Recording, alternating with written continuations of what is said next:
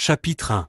Ma femme, Bati, pensait que je n'étais pas au courant de ses projets. Elle pensait que j'étais stupide, ou du moins ignorant de son histoire d'amour naissante avec son collègue de travail, Brian. Elle croyait que je la laisserais devenir cocu et que je tolérerais qu'elle la trompe afin de rester son mari. Elle en a vu d'autres. Elle était loin de se douter que je la soupçonnais depuis un certain temps. J'avais remarqué les changements, les signes révélateurs de l'infidélité.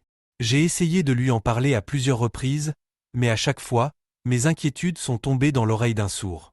Bati, bien sûr, a nié que quelque chose n'allait pas. Elle m'a dit que c'était juste mon insécurité et ma possessivité qui faisaient des heures supplémentaires. Je n'avais donc pas d'autre choix que d'engager un enquêteur. Je refusais de rester aveugle à la vérité. Je ne tolérerais jamais que ma femme me trompe.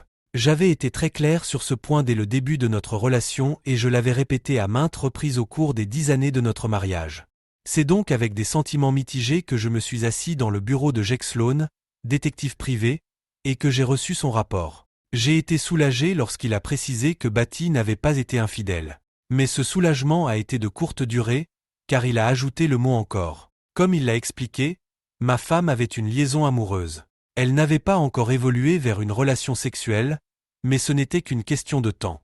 Il semble que Bati et Brian étaient ce que l'on pourrait appeler des conjoints de travail. Je détestais ce terme.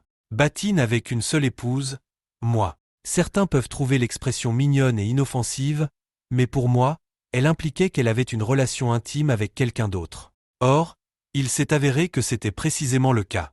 Selon le rapport d'enquête, Bati et Brian déjeunaient ensemble tous les jours, rien que tous les deux. Ils se tenaient la main et s'asseyaient près l'un de l'autre. Il a fourni de nombreuses photos où on les voit se serrer dans les bras l'un de l'autre, et même s'embrasser à l'occasion. J'étais furieuse de ce que je voyais et j'avais envie d'étrangler ce connard de Brian. En plus des déjeuners, les tourtereaux travaillaient souvent tard ensemble, même s'il n'y avait aucune raison valable de le faire. C'était comme s'ils voulaient éviter de rentrer chez leurs épouses respectives et profiter au maximum de leur temps à nous. Le détective privé m'a dit qu'il avait pu surveiller les courriels et les messages de Bati. Je savais que c'était tout à fait illégal et que je ne pourrais jamais l'utiliser dans le cadre d'un divorce. Dans notre État, divorcer pour adultère était possible, mais difficile. Les divorces sans faute étaient beaucoup plus faciles, et pour cela, je n'avais pas besoin d'utiliser la preuve de toute façon. Je la voulais juste pour mes besoins. Sloan a refusé de me donner des copies des messages. Il ne m'a même pas laissé les voir. Au lieu de cela, il m'a offert un résumé de leur contenu. Il m'a assuré qu'à aucun moment ma femme n'avait parlé de moi de façon désobligeante. À quelques reprises, Brian avait essayé de me dénigrer, mais Bati ne l'avait pas laissé faire. Je suppose que cela aurait pu être pire. Les courriels et les textos ont confirmé qu'ils avaient une relation amoureuse, bien qu'aucun des deux n'ait avoué son amour. Leur conversation était très animée. Alors que j'étais assise dans son bureau, réfléchissant à ce que j'allais faire, Sloan m'a annoncé la pire des nouvelles. La femme de Brian quittait la ville pour rendre visite à sa mère pendant un week-end de 3 jours. Les amants ont décidé de profiter de l'occasion pour se rencontrer et consommer leur relation. La seule chose qui les gênait, c'était moi. Ils n'étaient pas sûrs de pouvoir passer la nuit ensemble si j'étais encore là. Comme je ne quittais pas la ville, il leur serait presque impossible de s'en tirer. Ils avaient envisagé plusieurs plans. L'un d'eux consistait à me dire que Bati partait en voyage entre filles pour le week-end. Elle avait peur que je parle à l'une de ses amies et que je découvre la vérité. Elle ne voulait pas faire appel à quelqu'un pour créer une histoire de couverture viable, donc cette idée a été écartée. Ensuite, ils ont envisagé de me faire quitter la ville. J'ai ri amèrement en me rappelant que Bati m'avait suggéré d'organiser une partie de golf avec mes amis. Je n'étais pas intéressé, ce qui éliminait également cette option. Finalement, ils ont trouvé une approche originale, mais directe, l'honnêteté.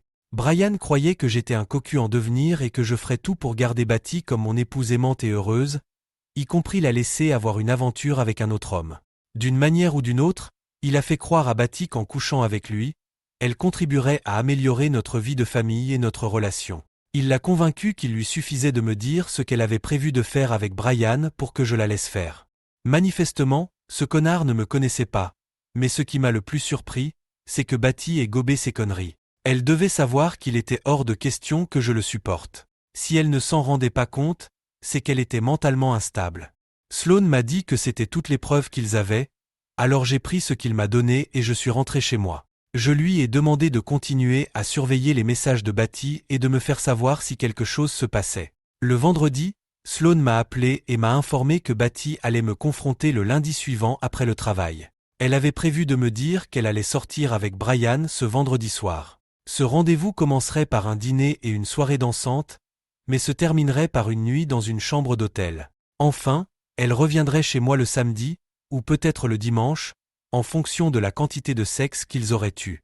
Batty et Brian avaient répété tout son discours et s'étaient convaincus que j'accepterais ses exigences. Ils savaient que je serais contrarié, voire en colère, au début. Mais Batty avait prévu de m'assurer que ce n'était qu'une fois, même s'ils savaient tous les deux que ce n'était pas le cas. Elle a essayé de me dire qu'elle ferait l'amour avec moi par la suite pour me récompenser d'avoir été si compréhensif. Sachant que nous n'avions rien eu depuis des mois, elle a supposé que je serais tellement heureuse de faire l'amour avec Brian que je céderais à ses désirs. C'est gentil de leur part de penser à mes besoins. Je n'avais que 2 jours pour me préparer à la confrontation. Batty et Brian l'appelaient en plaisantant l'intervention. Je serais damné si cela se passait comme elle l'avait imaginé. J'ai décidé de transformer leur intervention en interdiction. Chapitre 2. J'ai passé le week-end à étudier scénario après scénario, en essayant de comprendre ce que j'allais faire et comment je pourrais réparer mon mariage. Tout d'abord, je devais décider si je voulais le réparer. Je n'étais pas sûr de le vouloir. En réfléchissant à ce que je ressentais pour Batty, mon plan d'action s'est développé organiquement. J'ai pris la résolution de m'attaquer directement au problème et d'y mettre fin pour de bon. Au début de notre mariage, Batty et moi semblions heureux. Nous passions tout notre temps ensemble, partageant tout ce que nous vivions dans la vie. Elle était ma meilleure amie et mon meilleur amant. D'une manière ou d'une autre, tout cela a semblé s'estomper. Peut-être que c'est ainsi que les choses se passent. Rien ne dure éternellement. Peut-être que ma vision du mariage était plutôt démodée et idéalisée. J'avais pensé que nous serions une équipe, traversant la vie ensemble, luttant côte à côte contre les épreuves et les tribulations qui se présentaient à nous. Batty et moi avions déjà été mariés, sans succès. Si ce mariage échouait lui aussi, peut-être que le problème ne venait pas de nous. C'était peut-être l'institution du mariage elle-même. Comment les gens peuvent-ils espérer conserver leurs sentiments, leurs désirs, leurs intérêts et leurs passions lorsque le destin s'obstine à être inconstant et à trouver des moyens de changer tout et tout le monde? Dans un monde de clips sonores de 30 secondes, de culture en évolution rapide, de médias sociaux et de gratification instantanée, peut-être que le mariage, comme les dinosaures et les disques compacts, était devenu obsolète. Je me suis dit que si Batty voulait être avec Brian, je devrais peut-être la laisser faire. Puis je me suis ressaisi et j'ai repris mes esprits. Il était hors de question que je la laisse me cocufier. Je ne voulais peut-être plus d'elle, mais je serais damné si je laissais Brian prendre le dessus sur moi en revendiquant ma femme. Je m'en fous. J'étais prêt à me battre quand ma femme m'a appelé juste après le déjeuner du lundi. « Hey Batty, j'ai commencé l'appel, tout va bien? Tu ne m'appelles plus au travail. J'espère que tout va bien. » « Bonjour chérie », a-t-elle répondu. « Chérie, c'est vrai? Est-ce qu'elle utilisait aussi cette épithète avec Brian? Rien de grave. Je voulais juste m'assurer que tu serais à l'heure à la maison aujourd'hui. J'ai quelque chose de très important à te dire, alors j'ai besoin que tu sois là. » « Oh, d'accord, ai-je répondu, avant d'ajouter. Oui, c'est bien parce que j'ai aussi une grande nouvelle à t'annoncer. Je devrais être à la maison vers 17h15. Ça te va? Elle n'a pas répondu tout de suite. Quand elle l'a fait, c'était pour chercher des informations. Une grande nouvelle? Comme quoi? A-t-elle demandé. Je te le dirai ce soir, ai-je dit, avant de décider de mettre fin à l'appel. Je n'aime pas me précipiter, mais je suis en train de rédiger mon rapport mensuel. Il faut que je le fasse pour pouvoir partir à temps. On se voit à la maison. J'ai raccroché et je suis allé dans le couloir jusqu'au bureau de mon patron pour lui dire que je prenais le reste de la journée. Il était d'accord, ce qui était une bonne chose. J'avais quelques petites choses à préparer pour l'interdiction. Chapitre 3.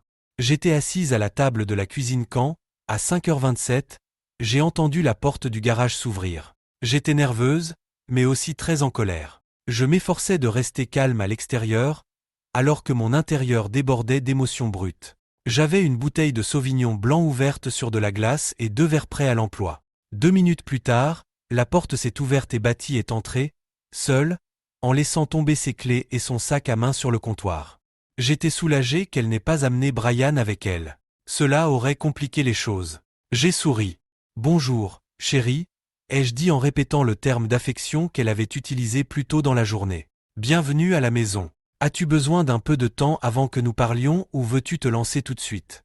Elle a été déconcertée par mon désir immédiat de parler. Je suppose qu'elle s'est dit qu'on finirait par en parler et qu'elle n'était pas prête à s'y mettre si rapidement. Je n'allais pas la laisser prendre le dessus. Je voulais qu'elle reste sur ses gardes et qu'elle soit prise au dépourvu. Elle avait prévu tout ce qu'elle allait faire et dire dans les moindres détails, il fallait donc que je la perturbe le plus possible.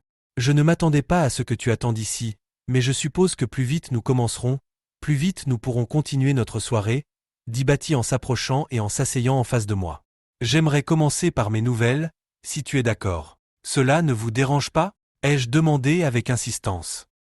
Non, dit-elle, hésitante, c'est bon. Bien.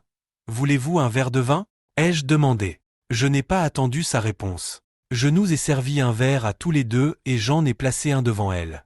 Oui, c'est parfait, dit-elle en soupirant et en levant son verre pour en boire la moitié. J'ai rempli son verre dès qu'elle l'a reposé. Alors, c'est quelque chose auquel j'ai beaucoup réfléchi, ai-je commencé. Je ne vais pas tourner autour du pot. Cela ne sert à rien de faire traîner les choses en longueur. J'ai fait une pause, délibérément, en essayant de faire monter la tension. Cela a fonctionné. Bati s'est assise en avant sur sa chaise et m'a regardé attentivement. Qu'est-ce qu'il y a? Je veux divorcer, ai-je dit directement, puis j'ai attendu que cela prenne tout son sens. Cela a pris environ 3 secondes. Le visage de Bati traduisait ses pensées et ses émotions. D'abord, elle était confuse, comme si elle ne comprenait pas les mots que je prononçais. Ensuite, elle a réalisé ce que j'avais dit et a été choquée. La peur et l'inquiétude ont rapidement remplacé la surprise. Elle craignait que je sois au courant de sa liaison avec Brian. Pourquoi? Demanda-t-elle, effrayée par la réponse. Je ne t'aime plus, ai-je dit. On aurait dit que j'avais poignardé Bati dans la poitrine. Tu quoi? Demanda-t-elle, luttant contre ma déclaration. Je ne t'aime plus, Bati. Je ne me souviens pas exactement du moment où j'ai cessé de t'aimer. Ai-je menti? Je savais précisément quand. C'est arrivé il y a longtemps. J'ai essayé de l'ignorer aussi longtemps que j'ai pu. Mais dernièrement, j'ai eu de plus en plus de mal à ne pas affronter la vérité. De quoi tu parles? Demande-t-elle. On aurait dit qu'elle allait pleurer. Sa réaction m'a surpris. Tu te souviens quand on s'est mariés pour la première fois? Je lui ai demandé. Tu te souviens que nous passions tout notre temps libre ensemble? Si nous allions quelque part, à l'épicerie, au cinéma, au centre commercial, n'importe où, nous le faisions ensemble. C'était comme si nous ne pouvions pas supporter d'être séparés. Elle acquiesce. Je me souviens, dit Bati. Nous avions tous les deux un travail, mais nous tenions à déjeuner au moins 2 fois par semaine. Et nous ne pouvions pas attendre la fin du travail pour nous précipiter à la maison et être ensemble. Tu me manquais tellement chaque jour et j'avais hâte de rentrer à la maison pour t'embrasser, et le plus souvent, te faire l'amour. Nous partagions nos loisirs. Tu m'as fait suivre ces stupides cours de poterie avec toi. Sais-tu à quel point j'aimais faire cela avec toi? Je croyais que tu détestais faire de la poterie, dit Bati en me regardant fixement. Ce n'était pas la poterie qui comptait, c'était le fait de partager une expérience avec toi, lui ai-je dit. J'ai adoré chaque minute de cette expérience. J'ai aimé te regarder faire et t'aider. J'étais impressionné par ton enthousiasme. C'était la même chose avec la peinture de ces maudits villages de Noël. Nous avions acheté une douzaine de ces petits bâtiments non peints que nous avons peints ensemble pour les exposer à Noël. C'était fastidieux, mais nous nous amusions beaucoup. Les tiennes étaient toujours meilleures que les miennes, dit Bati. Vous vous souvenez des nuits que nous avons passées ici, à table, à tamponner de la peinture sur des tuiles? Bati a de nouveau hoché la tête. Je t'aimais tellement à l'époque. Nous avons aussi passé des heures et des heures à colorier ces grands posters que tu avais achetés lors de ton voyage à Myrtle Beach. C'était bien avant que les livres de coloriage pour adultes ne fassent fureur. Nous avons encore des centaines de ces stylos de couleur. Mais, comme notre amour, ils se sont asséchés. Bati grimace visiblement. Mon amour ne s'est pas asséché, répond-elle sur la défensive. Je l'ai ignoré et j'ai continué. Tous nos amis disaient à quel point ils nous enviaient. Nous faisions tout ensemble. Nous faisions de longues promenades, tous les jours, en nous tenant la main. Si je devais aller à la quincaillerie pour recharger le fil du coupe-bordure, tu venais avec moi. Si tu voulais aller acheter des vêtements, je t'accompagnais et t'attendais à l'extérieur de la cabine d'essayage. Oui, mais tu détestais ça, m'a-t-elle lancé. Tu étais constamment sur ton téléphone. Tu ne regardais pas les vêtements avec moi. Non, je ne regardais pas, ai-je convenu. Je me moquais de ce que tu choisissais. Je pensais que tu étais belle dans tout. J'étais là pour être avec toi. J'aurais pu rester à la maison et regarder le sport. Nous parlions de la façon dont les autres femmes du quartier se réunissaient pour jouer au bingo ou passer des soirées entre filles, mais tu ne voulais jamais y aller. Tu te souviens de ce que tu m'as dit sur les raisons pour lesquelles tu ne participais pas? Bati essuie une larme sur sa joue. Oui, je m'en souviens. Tu as dit que tu ne voulais pas sortir avec une bande de poules alors que tu pouvais sortir avec moi à la place. Souvent, on se blottissait sous une couverture et on regardait UVE Goatmel. J'adore ce film, dit Bati en se retenant de pleurer. Nous avons dû le regarder au moins une centaine de fois, dis-je en remplissant à nouveau son verre de vin. Je veux toujours le regarder avec toi, s'écrie Bati. Je ne veux pas divorcer. Je pensais que nous vieillirions ensemble, que nous prendrions des cours de cuisine, que nous ferions de la danse de salon, ou que nous resterions au lit à lire des livres, n'importe quoi, tant que nous serions l'un avec l'autre. Mais nous nous sommes éloignés l'un de l'autre, Bati. Je ne sais pas exactement quand cela a commencé, ai-je dit en regardant profondément les yeux de ma femme. Nous sommes passés de déjeuner 2 ou 3 jours par semaine à un rendez-vous hebdomadaire. C'est Bati qui en est à l'origine. Elle m'avait dit un jour qu'elle n'avait pas le temps de déjeuner en dehors du bureau aussi souvent. C'était un mensonge. Elle mangeait toujours à l'extérieur, mais elle choisissait de le faire avec quelqu'un d'autre. Puis, sans que nous nous en rendions compte, nous avons complètement cessé de déjeuner ensemble. J'ai commencé à rejoindre mes collègues pour déjeuner. Avec le temps, j'ai commencé à apprécier leur compagnie, probablement trop. J'exagérais, mais je faisais tout mon possible pour éviter de jeter le blâme sur Bati. Je ne voulais pas la mettre sur la défensive et commencer à riposter. Cette conversation pouvait très vite se dégrader ou se transformer en pissotière. Ce n'était pas mon but, pas encore en tout cas. Ensuite, le fait de rentrer tôt à la maison pour passer du temps ensemble a cessé d'être aussi important. Nous nous sommes retrouvés à travailler de plus en plus tard. Lorsque nous rentrions enfin à la maison, nous étions souvent distants ou distraits. Pourquoi n'avez-vous jamais rien dit à ce sujet? Demande Bati. Si j'avais su que c'était important pour toi, j'aurais essayé de déjeuner plus souvent avec toi ou de ne pas travailler aussi tard. Tu as raison, ai-je dit, d'accord avec elle, même si j'en ai parlé très souvent. J'aurais aimé comprendre pourquoi il n'était pas important pour toi d'être avec moi. Peut-être que si je l'avais fait, j'aurais pu changer ou faire quelque chose pour que tu veuilles passer plus de temps avec moi. Je pense que j'ai échoué, gravement, à cet égard. Je donnais l'impression de prendre la responsabilité de notre éloignement. C'était loin d'être vrai. Je savais que si je frappais Bati avec Brian en premier, nous ne pourrions pas passer à travers la discussion sans qu'elle ne devienne moche. Je ne parviendrais jamais à lui faire comprendre ma version des faits. Ce serait moi qui serais un connard jaloux et contrôlant. Avant de révéler ce que je savais, je voulais qu'elle se souvienne de ce que nous avions et qu'elle réfléchisse au rôle qu'elle avait joué dans sa destruction. Progressivement, nous avons cessé de faire presque tout ensemble. Tu as commencé à aller à tes soirées entre filles. J'ai commencé à aller à des soirées poker. Tu allais au spa le week-end. Je faisais du golf. Bati, nous pouvions passer des jours sans avoir plus qu'une conversation superficielle sur le temps qu'il faisait ou sur les dernières nouvelles. Notre vie intime a commencé à en souffrir également. Souvent, nous étions trop fatigués ou pas d'humeur. Lorsque nous nous sommes mariés, nous n'arrivions pas à nous détacher l'un de l'autre. Je te caressais pendant que tu cuisinais, nous sautions le dîner et nous nous faisions plaisir toute la nuit. Nous allions tout le temps dans le jacuzzi pour nous amuser de manière coquine. Nous n'avons même pas allumé le jacuzzi depuis plus d'1 an. Je ne pensais pas que c'était ce que tu voulais, rétorque Bati. Je n'ai aucune idée de l'origine de cette idée. Je pense qu'elle rationalisait son comportement en essayant de me faire porter le chapeau. Oh, mon Dieu, non, dis-je en riant, je n'ai jamais cessé de le vouloir. Je suis aussi excité aujourd'hui qu'il y a 10 ans. J'ai juste arrêté de le vouloir avec toi. Je savais que cela la blesserait profondément. Elle pensait m'avoir rejeté intimement, et voilà que je lui dis que le manque d'intimité est dû au fait que je ne veux pas coucher avec elle. Je pourrais presque rire si je ne souffrais pas autant. Quoi? Demande Bati, la voix fêlée. Je ne pense pas qu'elle s'attendait à ce que je dise ça. Tu ne voulais pas faire ça avec moi? Je n'ai plus envie de coucher avec toi, ai-je dit dans le vide. Tu étais un poisson froid. Tu restais allongé. Tu n'as jamais voulu faire quoi que ce soit d'excitant ou d'un peu coquin. On avait l'impression que tu voulais que ça se termine rapidement, pour pouvoir retourner à quelque chose de plus intéressant, comme le tricot. Pendant tout ce temps, Je voulais toujours des marathons au lit le week-end, comme avant. Tu ne voulais même pas que je te donne du plaisir. C'est faux, argumente Bati. Tu as joui en moi. Tu as fait quoi? A-t-elle crié. Désolé, Bati, ai-je dit en enfonçant le couteau plus profondément, c'est moi, pas toi.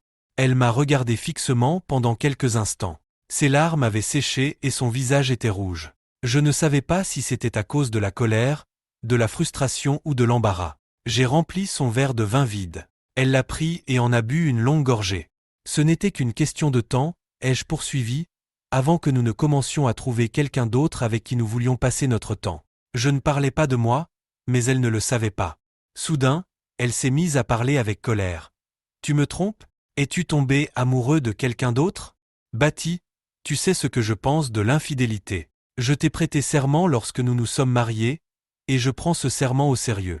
Je sais que ton premier mari t'a trompé, tout comme ma première femme a couché avec un collègue derrière mon dos. Je ne te ferai jamais ça, tout comme je sais que tu ne t'abaisserais jamais à essayer de me cocufier en me trompant avec un autre homme. Comment peux-tu penser que je ferais cela? Je suis désolé, s'est-elle excusée, tu as raison. Je sais que tu ne ferais pas ça. Elle avait l'air coupable et ne pouvait pas croiser mon regard. Ses mains tremblaient. Nous attendons d'être divorcés pour sortir ensemble pour la première fois, ai-je déclaré, laissant entendre que j'avais un nouvel intérêt amoureux. Et c'est là que je reviens à ma grande nouvelle. J'ai déjà rencontré l'avocat et préparé les papiers. Il devrait vous être signifié vendredi. Attendez. Quoi? Demande-t-elle, de plus en plus affolée. J'ai dit que tu recevrais les papiers du divorce vendredi, lui dis-je en essayant de ne pas sourire, c'est mieux ainsi. Comme ça, tu pourras retrouver ta liberté et faire ce que tu veux. Nous pouvons admettre que ces 10 dernières années ont été une perte de temps et aller de l'avant. Elles n'ont pas été une perte de temps pour moi. S'emporte-t-elle? Oh, allez, Bati, ai-je dit. Je pense que tu le veux autant que moi. Je veux dire, soyons réalistes. Cela fait longtemps que tu n'as plus envie d'être avec moi. Notre mariage était une erreur. Je ne suis pas l'homme avec qui tu veux être. Si, tu le es. Argumente-t-elle. Je ne veux pas divorcer. Tu ne peux pas divorcer parce que tu le veux. Je ne veux pas divorcer. Je veux être marié avec toi. Pour toujours. Je t'aime. Je suis désolé Bati, mais je ne t'aime plus. C'est un état de divorce sans faute, donc on peut partager tous les biens 50 à 50. Je veux dire qu'il est tout à fait possible d'obtenir plus de la moitié des biens, mais seulement si l'un de nous deux nous trompait et que nous pouvions absolument prouver l'adultère. Mais aucun de nous n'est infidèle ou susceptible de l'être avant vendredi, n'est-ce pas? Nous pouvons donc faire une rupture nette. J'aimerais que tu viennes à la banque avec moi demain pour que nous puissions répartir l'argent de tous nos comptes de manière égale. Nous devrons ouvrir de nouveaux comptes, obtenir de nouvelles cartes de crédit et changer tous les services publics. Et nous devrons vendre la maison. J'ai un agent immobilier qui vient mercredi pour la mettre en vente pour nous. Attendez, s'écrie Bati, tu vas trop vite. Je ne sais pas quoi faire. S'il vous plaît, arrêtez. Elle s'est remise à pleurer. Ne t'inquiète pas. J'ai déjà fait mes valises et je vais rester dans une chambre d'hôtel jusqu'à ce que je puisse déménager dans un endroit permanent. Tu peux rester ici jusqu'à ce que la maison soit vendue. Attendez. Bon sang. Bati hurle. S'il vous plaît, attendez. Il n'y a pas besoin d'attendre, ai-je dit. C'est vrai? Nous ne devrions pas remettre ça à plus tard. Je veux dire, nous devons tout régler avant vendredi. N'est-ce pas? N'est-ce pas? Pourquoi? Qu'y a-t-il de si important à propos de vendredi? A-t-elle demandé. Eh bien, tu as un rendez-vous avec ton petit ami, Brian, vendredi, n'est-ce pas? Ce n'est pas le jour où vous avez prévu de passer la nuit à l'hôtel ensemble? Bati s'est figé. Ses yeux semblaient sur le point de lui sortir de la tête. Sa bouche est restée ouverte, comme un poisson mourant. Elle essaya de parler, mais ne sortit qu'un bredouillement. Je me suis trompé de jour? Attendez, dis-je en sortant une chemise de papier de dessous une pile de magazines Better Homes and Gardens et en l'ouvrant. J'ai sorti le résumé du rapport du détective privé et l'ai fait glisser entre nous pour le montrer à Bati. J'ai pointé du doigt la partie où elle avait prévu de coucher avec Brian vendredi soir. Non, j'ai raison. Vous voyez, il est écrit ici que vous et Brian avez réservé au Gaylord Texan pour vendredi soir. Ce n'est pas. A-t-elle commencé, mais je l'ai interrompu. Ce n'est pas ce à quoi ça ressemble? Lui ai-je demandé, en complétant la phrase pour vous. Oh, est-ce que je dois te montrer les photos de toi et Brian en train de s'embrasser au déjeuner? Elle m'a regardé fixement tandis que les larmes coulaient à nouveau. Je suis désolé, dit-elle doucement. Maintenant, je me souviens quand j'ai cessé de t'aimer. J'ai dit avec un grand sourire. J'ai cessé de t'aimer le jour où j'ai découvert que tu avais l'intention de me faire cocu avec ton collègue, comme mon ex-femme. Je suis désolé, chérie, a-t-elle chuchoté, essayant désespérément de me convaincre, je n'aime pas Brian. C'était juste une aventure, quelque chose pour pimenter notre relation. J'allais chez lui pour la nuit, et puis toi et moi on faisait ça tout le week-end comme avant. Brian m'a dit que tu aimerais ça, que ça t'exciterait et que ça mettrait du piment dans notre vie intime. Oui, c'est la façon de diversifier notre vie intime. Au lieu d'avoir une vie intime avec moi, tu la pimentes en couchant avec quelqu'un d'autre. C'est logique. Non, mais, enfin, elle n'a même pas pu sortir la phrase. Elle change de tactique. Brian a dit que tu le ferais si tu voulais que je sois heureuse. Je veux que tu sois heureuse, ai-je dit, je veux que tu sois heureuse, avec moi, comme nous l'étions autrefois. Je ne veux pas que tu sois heureuse avec un autre homme. Es-tu devenu stupide ou quelque chose comme ça? Comment as-tu pu penser que je serais d'accord avec ça? Tu devais savoir ce que je pensais de l'infidélité. Je le savais, mais, elle s'est efforcée de trouver un moyen de rationaliser ses actions, ce ne serait pas de l'infidélité. Je ne serais pas en train de tromper. Tu me donnerais ta permission. Pas dans cette vie, ai-je dit. Je le sais, maintenant. J'aurais dû m'en rendre compte depuis le début. Je ne sais pas à quoi je pensais. Je suppose que je m'ennuyais et que je me sentais seul. Brian m'a redonné de l'enthousiasme. L'ennui et la solitude? Comment peux-tu t'ennuyer et te sentir seul alors que nous étions heureux en amour et que nous passions du bon temps ensemble? Je ne sais pas, mais, commença-t-elle à nouveau. Tu n'as jamais pensé que tu t'ennuyais et que tu te sentais seul parce que tu as coupé les ponts avec nous? Tu as arrêté de déjeuner avec moi. Tu as arrêté de passer du temps avec moi et de faire des choses avec moi. Tu as choisi de m'éviter et de te mettre dans cette situation. Tu as choisi de passer ton temps avec lui, plutôt qu'avec moi. Donc, si tu t'ennuyais et que tu te sentais seul, tu as créé cette situation spécifiquement pour que Brian puisse te débarrasser de ton ennui et de ta solitude. Je ne pense pas avoir fait ça, dit-elle en me regardant fixement. Elle a secoué la tête. Non, je ne peux pas croire que j'ai fait ça. Je croyais que tu ne venais plus déjeuner avec moi. Parce que tu m'as dit de le faire. Tu ne te souviens pas? Tu n'arrêtais pas de me dire que tu étais trop occupé. Puis, un mercredi, jour de notre déjeuner, je suis venu te chercher et tu n'as même pas pris la peine de venir dans le hall pour me dire que tu ne pouvais pas venir. Tu m'as envoyé un texto pour me dire d'aller déjeuner sans toi. J'ai arrêté de venir après ça et tu n'as jamais évoqué le fait que nous avions arrêté de déjeuner. Je pense que tu ne t'en es même pas rendu compte. Betty baisse les yeux sur ses mains. Je ne l'ai pas fait. Tu étais tellement prise dans ton monde que tu n'as pas remarqué que tu me perdais. Tu ne pensais qu'à toi et à Brian. Maintenant, tu peux l'avoir. Je n'ai pas besoin de lui. Elle s'est exclamée en réponse, en me regardant de haut. Je te veux, toi. Je veux qu'on soit comme avant. Je veux que nous soyons comme avant. Je suis vraiment désolé. J'ai tout gâché. J'ai renoncé à nous. C'est trop tard, dis-je en secouant la tête. Tu ne peux pas dire ça. Je ne t'ai pas trompé. Nous n'avons rien fait. Je ne le reverrai plus. Je le jure. Je vais quitter mon travail. Je vais aller travailler ailleurs. S'il te plaît, je ne veux pas te perdre. Je t'aime toujours. Tu m'as trompé de toutes les façons possibles pour une femme, sauf une. Mais c'est la plus importante. Nous n'avons pas fait l'amour. J'ai été stupide. J'étais éprise de Brian. Je ne l'aimais pas. Je n'ai jamais aimé que toi. Je ne sais pas à quoi je pensais. Je l'aurais oublié et je serais revenu vers toi, une fois que j'aurais fait abstraction de tout ça. Mais c'est fini maintenant. Je le vois maintenant. J'ai compris. C'était stupide. J'ai été stupide. Brian ne signifie rien pour moi. S'il te plaît, bébé, s'il te plaît. Ne me laisse pas. Ce n'est pas si facile, Betty. Pourquoi ça ne l'est pas? J'ai merdé. Mais tu m'as arrêté avant que je n'aille trop loin. Tu es déjà allé trop loin, je ne suis pas d'accord. Faire l'amour n'aurait fait que sceller l'affaire. Je n'ai rien fait du tout. Nous n'étions que des amis, s'exclame-t-elle. Tu étais censé être ami avec moi, plus qu'avec quelqu'un d'autre, ai-je rétorqué. J'ai beaucoup d'amis.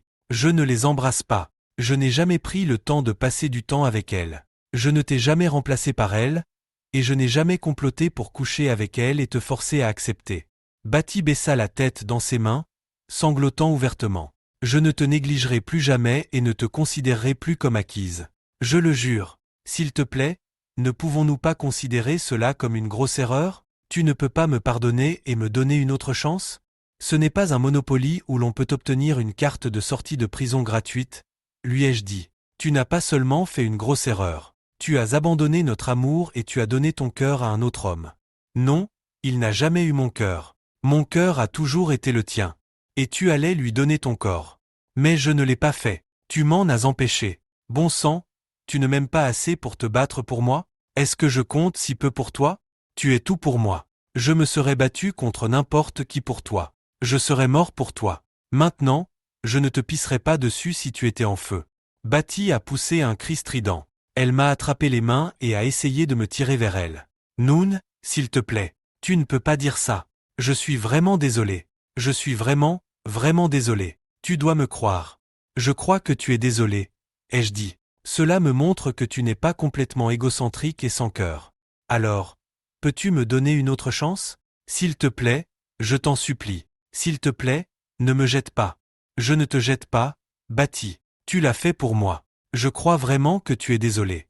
Je le crois. Peut-être qu'un jour je pourrai te pardonner. Mais ça ne change rien. Je ne t'aime plus. C'est fini. Mais ne t'inquiète pas, tu as toujours Brian pour te réconforter. Brian est marié, dit-elle entre deux sanglots. Il voulait seulement coucher avec moi. Il ne voulait pas d'une relation. Je me suis esclaffé. Il se peut qu'il change d'avis maintenant. Je suis sûr que sa femme avait beaucoup de choses à lui dire aujourd'hui quand il est rentré à la maison. Elle et moi utilisons le même avocat pour le divorce. La bouche de Batty s'est à nouveau ouverte. Je lui ai tendu la chemise à travers la table. Le rapport complet de l'enquêteur est là, avec les photos de vous et de Brian. Sa femme en a une copie. Vous y trouverez également toutes les informations fournies par mon avocat concernant le divorce et la manière dont nous envisageons de partager les biens. Je te conseille de tout lire. Non, bébé, s'il te plaît, supplie-t-elle, ne fais pas ça. Si tu veux aller à la banque avec moi demain, appelle-moi et dis-le-moi. Je me suis levé de table et je suis sorti de la maison au son des pleurs de ma femme. Épilogue. Batty s'est battue contre le divorce. Je ne voulais pas d'une bataille juridique longue et coûteuse. Aussi, lorsque le juge a suggéré que nous allions consulter un conseiller conjugal, j'ai accepté. La consultation nous a aidés plus que je ne l'espérais. Batty et moi avons pris conscience de nos sentiments. Nous avons parlé de tout, ouvertement et sans jugement. Elle a pu comprendre pourquoi elle avait succombé aux avances de Brian et avait failli me perdre, moi et notre mariage. J'ai pu expliquer ma douleur et l'humiliation qu'elle m'avait causée. La conseillère était fière des progrès que nous avions réalisés. Après quelques séances, j'ai réintégré la maison. Au bout d'un an, nous étions redevenus le couple aimant que nous étions au début de notre mariage. Batty avait changé de travail et travaillait désormais dans mon entreprise. Nous faisions l'aller-retour en voiture et déjeunions ensemble tous les jours. Nous ne l'avons pas fait parce que nous nous sentions obligés ou contrôlés. Nous l'avons fait parce que nous voulions être ensemble.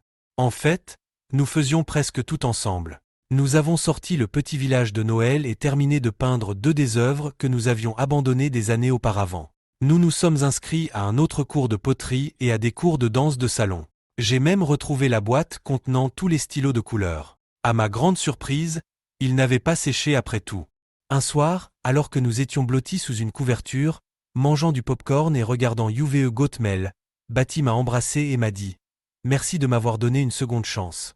J'ai souri à ma femme aimante et lui ai dit « C'est ce qu'on fait quand on aime quelqu'un ». Elle s'est mordu la lèvre, puis a pris la parole. Elle s'est mordu la lèvre, puis a pris la parole. « Chérie, j'ai quelque chose d'important à te dire. » Je voyais des larmes perler dans ses yeux. J'ai senti mon cœur s'emballer et la panique s'emparer de moi. Avant que je puisse dire quoi que ce soit, Batty a continué. « Je suis enceinte. Tu vas être papa. » J'ai souri et j'ai essuyé les larmes sur sa joue, en disant, avec ma meilleure imitation de Tom Hanks, « Ne pleure pas, Shopgirl. » D'accord, j'aime bien les fins heureuses. Poursuivez-moi. Merci d'avoir regardé cette vidéo jusqu'au bout. Si vous l'avez appréciée, abonnez-vous à la chaîne et donnez un like à cette vidéo. À bientôt.